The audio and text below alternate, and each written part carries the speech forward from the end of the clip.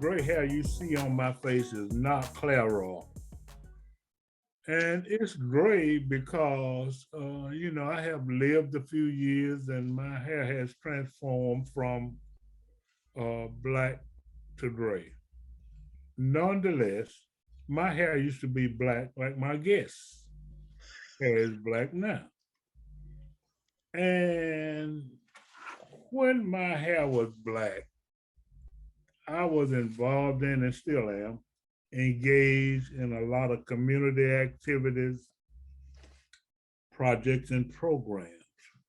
But when my hair was black, I was able to engage in these programs because somebody at the time whose hair was gray helped me, assisted me, promoted me, motivated me, and encouraged me.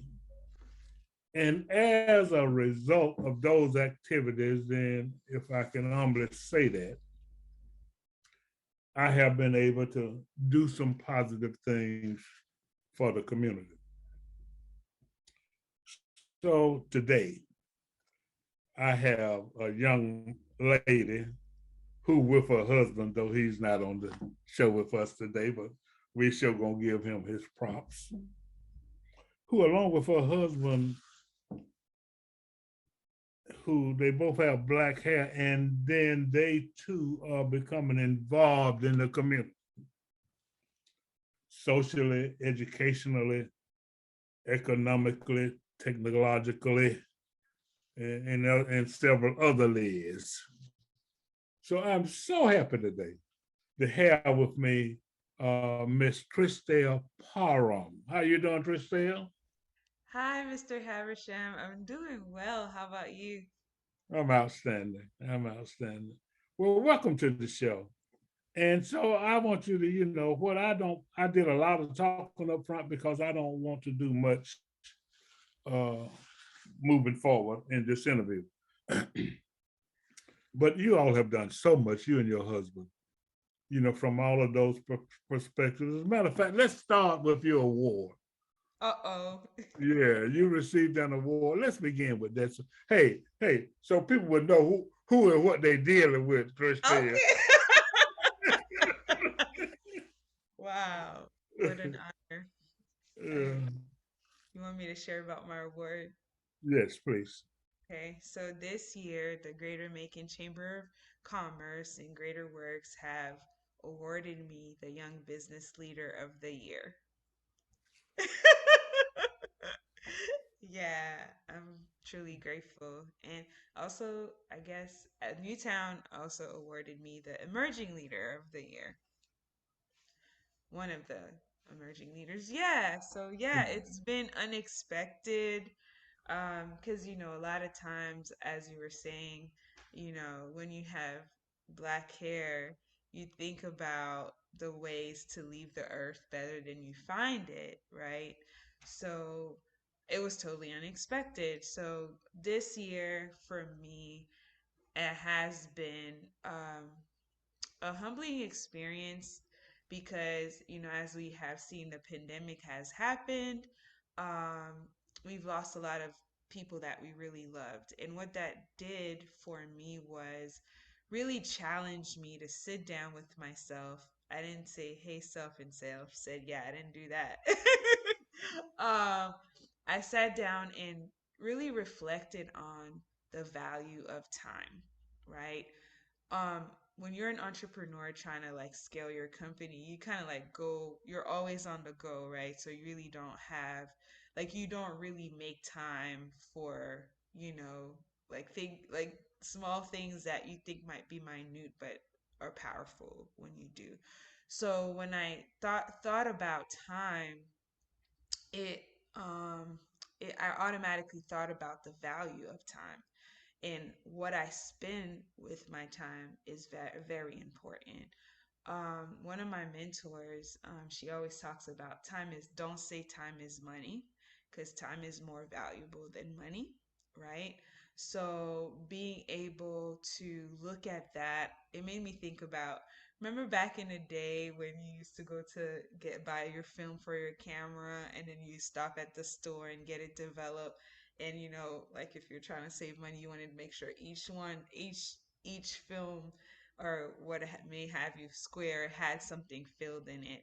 And that's what I've been reflecting on. Like, for every time that I've spent, like what value have I added to my community? What value have I added in my marriage? What value have I added in my relationships? What value have I added in my business? So doing that has really challenged me to look at things from a different perspective. And a lot of the things that I thought I had time to do, I was like, Christelle, you need to stop being scared. You got to take the risk and be in spaces so that you can just change and create impact, right? Because another one of my mottos is you have everything that you need to create impact. So, um, so this year has really challenged me to think about what are the ways to do that.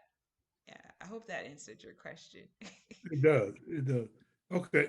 Well, let's go ahead and start talking about the initiatives. I want to talk about HamTech, your company Mhm. that you founded.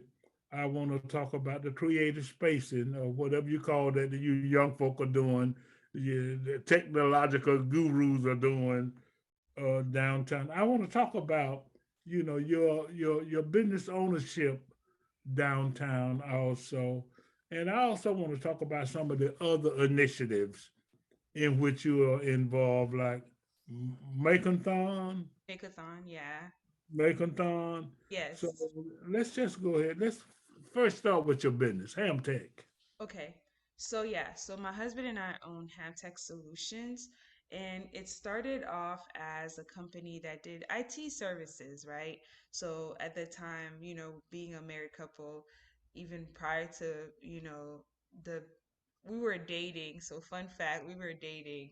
Well, I don't even think we were dating yet. And he called me and he said, look, I'm gonna have this business. What should we call it? You know what I'm saying? So we brainstormed a name together, and so it ended up, life happened. We got married, all of those things, and then I was working full time, and we both were working full time, but the demand got so high, he had to quit his job to do it full time while I started helping out with the business, and then still, we still figured out our like try to figure it out how it works and things like that. But as we were figuring that out, although you know we my family, but growing up in Haiti, like a lot of my family members were business owners, and but it's a different dynamic and a different culture right here. So we were looking for mentorship, for people that could just really help us navigate and figure out what we were doing. It was so funny. Arian and I make a joke because I remember Aaron used to drive like 2 hours to meet with his mentor that also owned an IT company. And every time we would finally find a mentor, they would want to hire him instead of like help him, develop his business. And I would have to say, like, this is the reason why they want to hire is because you have something, so I think we should stick with this, you know. So lo and behold, we found community, and as we were as at the time also I started fast forward like working in healthcare innovation, and as I was working in healthcare innovation, started trying to figure out how to combine the two. And because a lot of the people that we would meet, like we started seeing more diversity because we were working with people from all over the world when it came to these different initiatives that we were working on. But it was just a challenge for us because as we always are looking, we would travel because we believe in being in communities where we learn from each other. So I don't know, growing up in Haiti, it was very community centric. Like I remember my neighbors watched me like I was their own kids. Um, like it wouldn't be a surprise sometimes the kids would get a whooping from the neighbors. And I know like a lot of us share the similar cultural experiences, right? So being black. So yeah, like we were looking for other community safe spaces for us to learn, people that would pour into us as we like poured back into our community. But it was hard, right? So looking, we would travel, we would try to get on people's calendars, we would try, and then we realized that we needed to create the same thing that we were doing here, where people didn't have to go through what we went through, just so that they can, find that safe space to develop their business idea. So that's how Making Black Tech was created. We were looking for a safe space or safe communities just so that we can be poured into and pour into. And no matter, there were no barriers, whether it was from people outside of here. Like we believe in going to where the information is, and that's I always think about things. Having an undergrad degree in accounting, I always think about what is your return on investment and what is the opportunity cost. So those are the two things like my brain it always goes back to those things. What is the return on investment? And a lot of times, return on investment doesn't necessarily mean money because value, there's more value sometimes in information that is going to make you bigger money in the long run, right? And sometimes, like opportunity costs, what are you sacrificing? Is it because it's going to have a greater return in the future? So a lot of times people don't do that because they don't see the return on investment now. But you think about, you're making an investment for the future. You're not making an investment for what you can see today. And that has never failed me.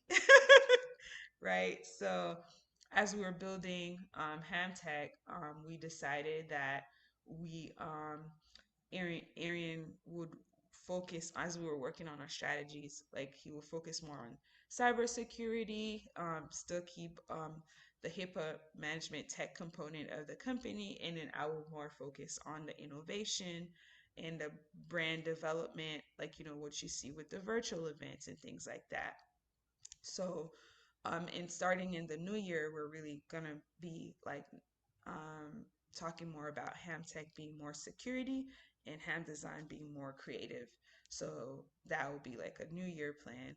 And while Makeathon, going back to what you asked about the Makeathon was actually um, bred from when we started making black tech, because we wanted to, like, that was something I was like, I would always brainstorm, like what would it look like for me working a lot in the community space, me working in the healthcare space. I always think about creating a safe space, right? And what would it look like if there were no barriers to access for people of color as they feel, as they're building their product and they feel comfortable with the word failure. So a word that we hear a lot in innovation is failure is your friend. Like fail fast, fail cheap. And I remember the first time I heard that, I was like, when my mentor, innovation mentor, told me, I have a lot of mentors, by the way. My innovation mentor told me failure, I was like, she must not know I'm Haitian. Like, that's the worst word you can say to an islander, fail. But like, when I started realizing, like, it's good to fail in certain, well, not everywhere, right? If you're handling someone's life, that's pretty important. As you're developing strategy early on, failure is a very big component to innovation because you realize what works and what doesn't work so you can pivot. So a lot of us, we haven't had those safe conversations where room was created for us to fail. So that's like a psychological thing. But in technology, that happens all the time. You want to make sure you fail fast so that you don't lose in the long run and spend a lot of money on research and Okay. development where you lose.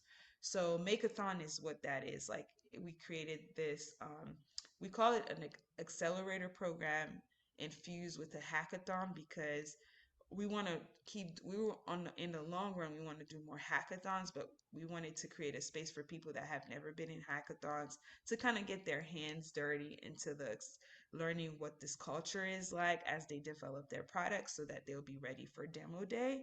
And then so that in the following years as we're developing our strategies, we'll run more quick hackathons through the Makeathon. Yes. Are you talking about software products? No, so actually, the way we curated the Makeathon, right, is for people because everyone works together in developing a product, right? So the technology person fills a role. They need to like have the brain to know what coding goes into the back end or developing the product in order for the user, because a lot of times we create products because we think they're sexy, but nobody cares. Nobody wants to use it. You might be thinking like it's the best product ever, but nobody cares.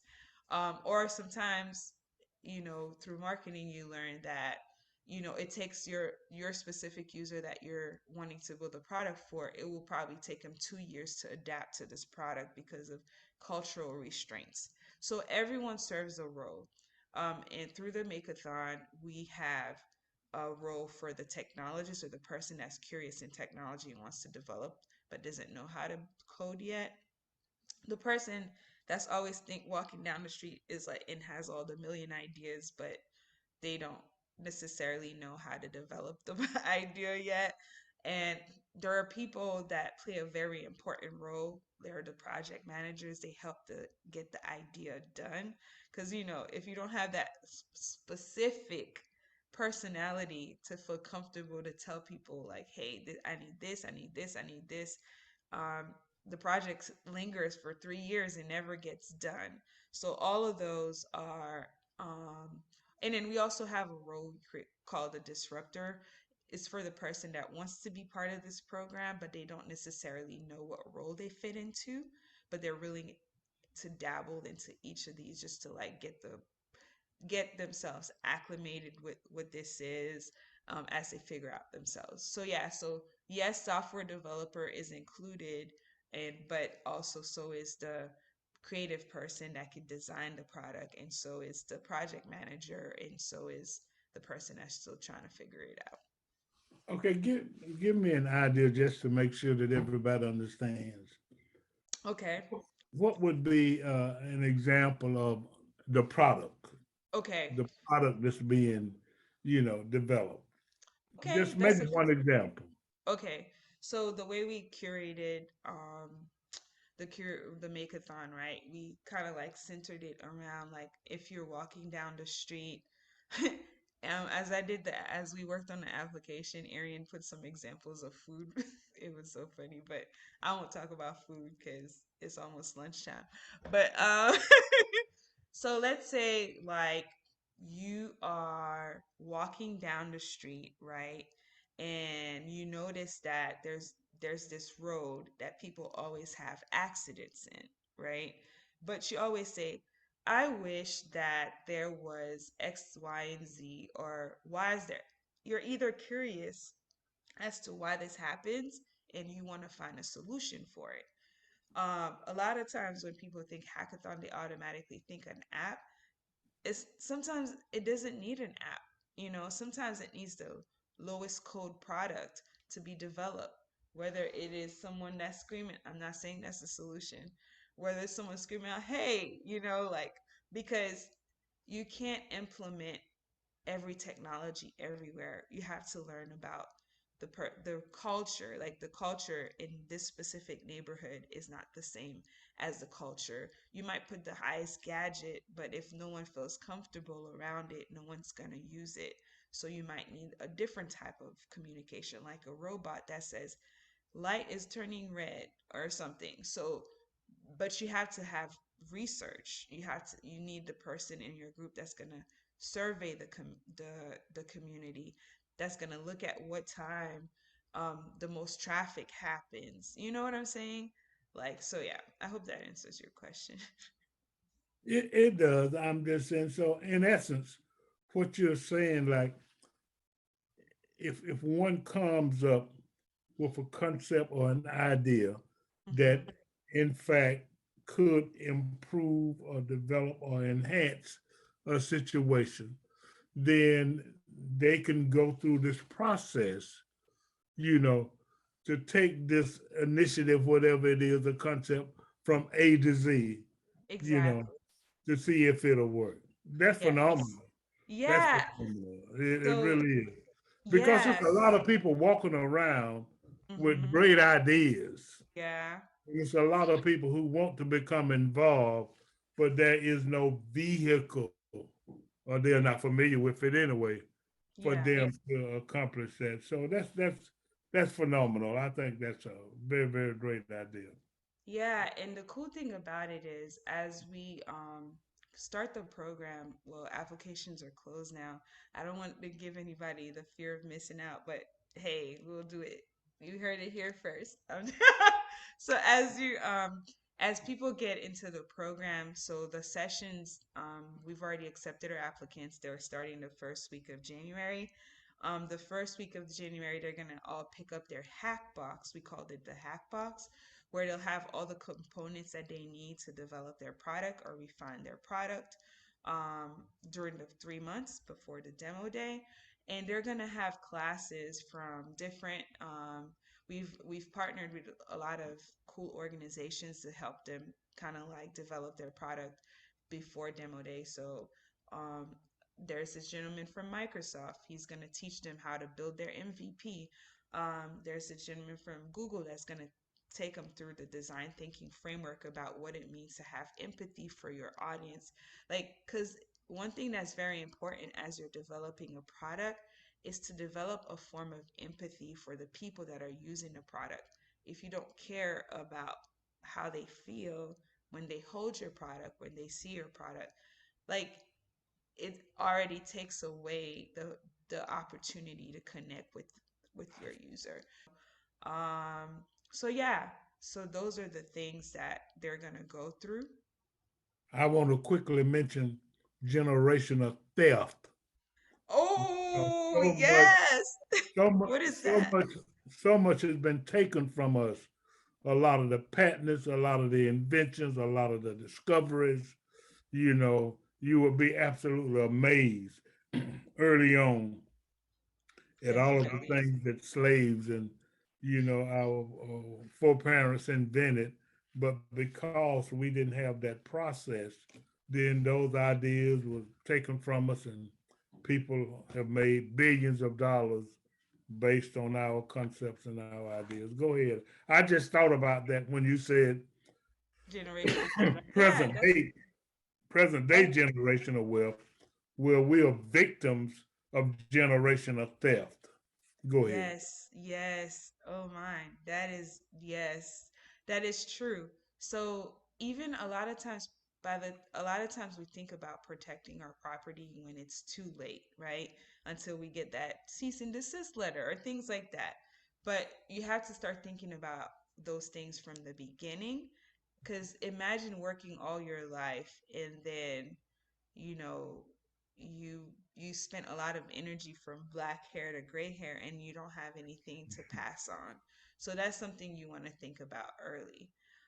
Yeah, we have a lot of different classes. We've partnered with a lot of cool people, and this is our pilot, and I'm looking forward to seeing what our cohort does. I'm really excited.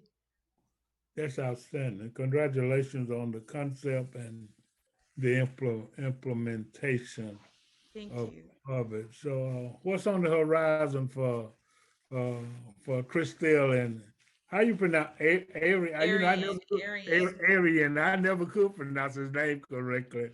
Arian, What's yeah. on the horizon for you all? But before we do that, I want you to be sure to remind you to be sure to just kind of let people know where and how they can learn more about HamTech and your initiatives and what you're doing and your Facebook and your LinkedIn and all of that.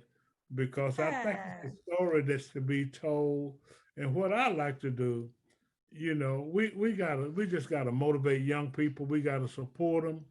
We gotta take care of our legacy. We gotta make sure that the progress continues.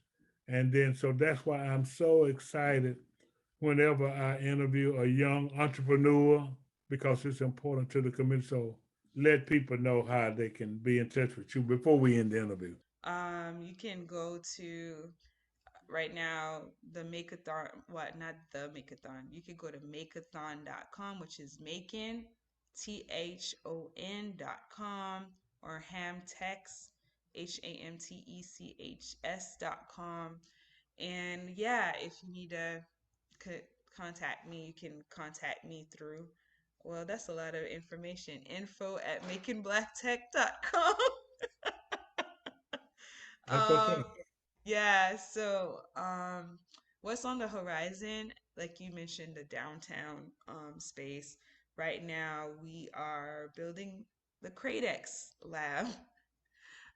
It is going to be a space which is located downtown. It's still in construction. It's going to be a place for creators and innovators. We're still building out the concept. I feel like I'm already telling you too much because Aaron would be like, Christelle, you gotta wait, you know? I get so excited Yeah. here. But yeah, and then also just for us, you brought up the point of entrepreneurship. Pretty much what I always do like end of year, beginning of year is look at where like the good things have happened, and also where have I been the most efficient and effective, and where have I been the least efficient and effective, and how to reduce waste. And reducing waste like could be like energy, like when it comes to processes. So we've been really spending a lot of time in our strategy on the back end on figuring out how to automate our business so that way we can be better. So I don't want to work myself, so hard that I don't get to spend quality time with my family. So pretty much that. Well, I really, really appreciate it. And I want to congratulate you and your husband for all of the creative, innovative, and motivational initiatives that you all have going on. This is Oh, a call to action. I'm your host, Alex Habersham. I have an interview with a phenomenal young lady who's a part of a phenomenal married couple, the Parhams. You know, they're doing so many exciting things in our community. I think it would be robbery if in fact we did not acknowledge and encourage them and what they are doing. They're doing some good things and interesting. The thing that I want everybody to take from this, particularly individuals who have ideas and want to engage in some kind of entrepreneurial activity, what have you. I want to repeat what she said: fail fast. That's so important. I have never heard that, frankly, or Christelle. But that means that if you're going to do something, just go ahead and do it, see if it'll work.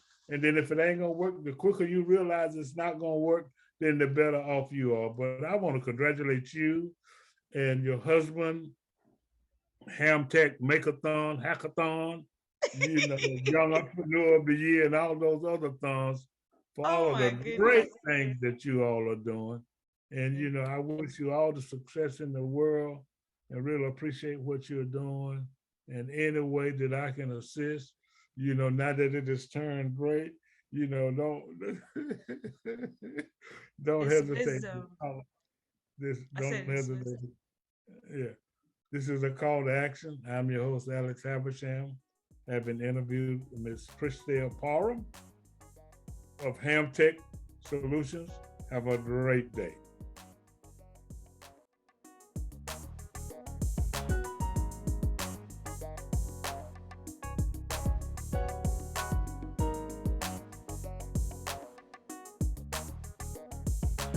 www.makingblackpages.com